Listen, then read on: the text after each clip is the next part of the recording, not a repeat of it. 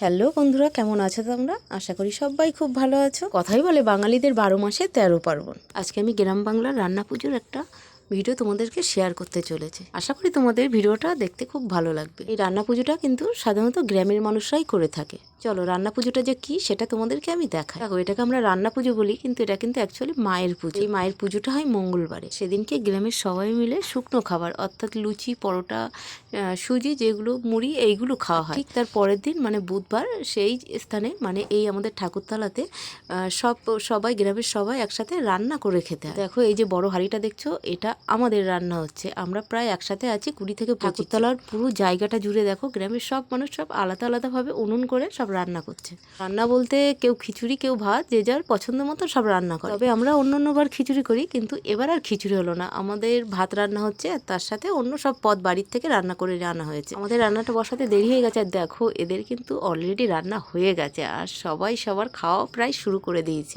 বছরের এই একটা দিন দেখো এই সবাই বেশ কলা পাতাতে খায়, এটা কিন্তু বেশ মজা লাগে। এখানে কিন্তু মানে নিজেদের রান্নাই নিজেরা খায় না, মানে সবাই যা কিছু রান্না করে সবাই সবাইকে দিয়েই খায়। এটা সব থেকে বেশি ভালো লাগে। আর এই যে বাচ্চাটাকে দেখছো, ওর মাকে খিচুড়ি করতে বলেছিল, কিন্তু ওর মা খিচুড়ি করেনি, ও দুঃখ করছিল।